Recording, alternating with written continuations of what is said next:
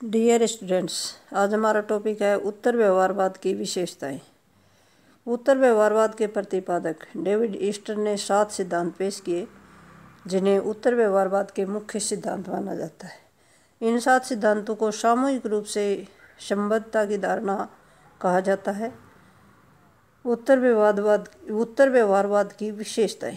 Number 1 है अध्ययन का कोई विशेष उद्देश्य होना चाहिए। उत्तर व्यवहारवादियों का कहना है कि अध्ययन का कोई विशेष उद्देश्य अवश्य होना चाहिए।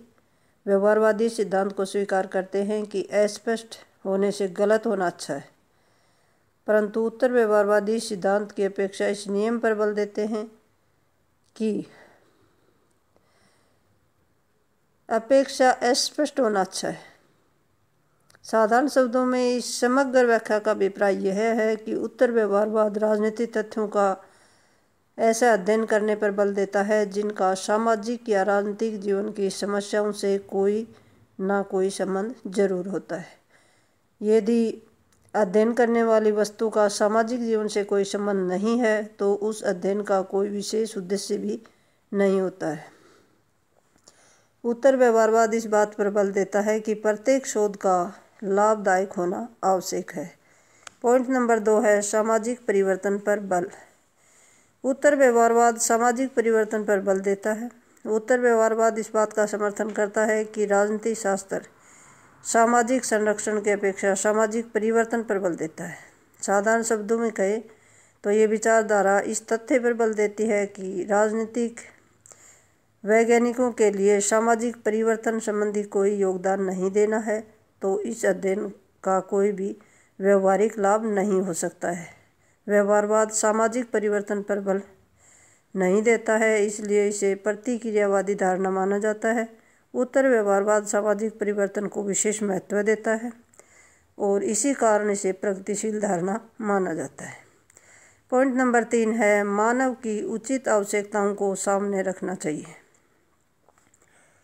उत्तर व्यवहारवादी इस बात पर बल देते हैं कि राजनीतिक शास्त्र की मान्यताओं को वास्तविक आवश्यकताओं के संदर्भ में कार्य करना चाहिए, या यूँ कहें कि राजनीतिक वैज्ञानिकों को काल्पनिक अवस्थाओं को मुख्य रखकर नहीं अपितु मनुष्य की वास्तविक आवश्यकताओं को सामने रखकर अध्ययन करना चाहिए। पॉइंट नंबर 4 है मूल्यों को उचित स्थान। व्यवहारवादियों ने विज्ञानवाद और मूल्य रहित दृष्टिकोण को इतना बल दिया था कि राजनीतिक शास्त्र की विषय वस्तु के मूल्यों का कोई स्थान नहीं रह गया था। उत्तर व्यवहारवाद का मत यह है कि राजनीतिक शास्त्र मूल्यों के पक्ष से भी कभी भी निरपेक्ष होकर मूल्य मुक्त नहीं हो सकता। जब तक मूल्यों को ज्ञान की प्रेरक शक्ति नहीं माना जाता तब तक ज्ञान का दुरुपयोग होने का संकट बना रहता है। ज्ञान का प्रयोग अच्छे उद्देश्यों के लिए तभी हो सकता है यदि मूल्य उसके लिए प्रेरक शक्ति का कार्य करें। साधारण शब्दों में हम कह सकते हैं कि उत्तर व्यवहारवादियों ने राजनीतिक शास्त्र में उचित स्थान दिया है। अगला पॉइंट है सभ्यता के मानवीय मूल्यों पर बल। उत्तर व्यवहारवादियों का कहना है कि शोधकर्ताओं को सभ्यता के मानवीय मूल्यों का अध्ययन करना चाहिए। निरपेक्षता के नाम पर वैज्ञानिकों को मूल्यों से दूर नहीं भागना चाहिए। यदि शोधकर्ता सभ्यता के मूल्यों का ध्यान नहीं देते तो उनकी स्थिति उनके समान नहीं होगी। अगला पॉइंट है समाज का सुधार। ज्ञान की क्रियात्मक नव व्यवहारवाद का मूल मंत्र है। ज्ञान की क्रियात्मकता जो है वो नव व्यवहारवाद का मूल मंत्र है। ईस्टन के शब्दों में कहें तो कार्य करने का उत्तरदायित्व अपने हाथों में लेना और कार्यरत होने का अर्थ है समाज के पुनर्निर्माण में अपने आप को लगा देना। वे चिंतोन्मुखी ज्ञान के स्थान पर क्रियान्मुखी ज्ञान का आग्रह करते हैं। राजनीतिक वैज्ञानिकों को समाज को सुधारने के लिए उसके विषय में कुछ कार्य अवश्य होने चाहिए। यदि ऐसा नहीं करते तो समाज को उनके ज्ञान का कोई लाभ नहीं मिल सकता।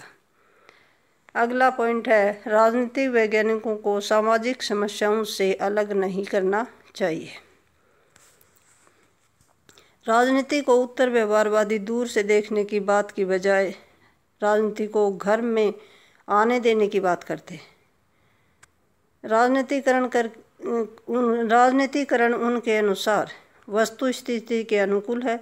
वे राजनीति से उदासीन रहने के बजाय उनसे होने वाले नुकसानों के प्रति संवेदनशील है। सबका राजनीतिकरण ही उनसे बचने का एकमात्र साधन है। अतः वह बुद्धिजीवियों को राजनीतिक दृष्टि से तटस्थ नहीं, राजनीति के प्रति प्रतिबद्ध करने का लक्ष्य रखते हैं। वे राजनीतिक शक्ति की जबरदस्त ताकत को स्वीकार करके इसे रचनात्मक प्रयोग के लिए अध्ययन करने की या विश्लेषण करने की मांग करते हैं। डेविड स्टर्न द्वारा बताए गए उत्तर व्यवहारवाद की विशेषताओं के अतिरिक्त कुछ और भी विशेषताएं मानी जाती हैं। वो हैं, नंबर 1 है, उत्तर व्यवहारवाद परंपरावादी दृष्टिकोण की पुनर्स्थापना नहीं करता। बी है, ये व्यवहारवाद का खंडन नहीं करता। सी है, ये सुधारवादी आंदोलन है। और डी है, विज्ञानवाद की धुन का संतुलन है। Thank you.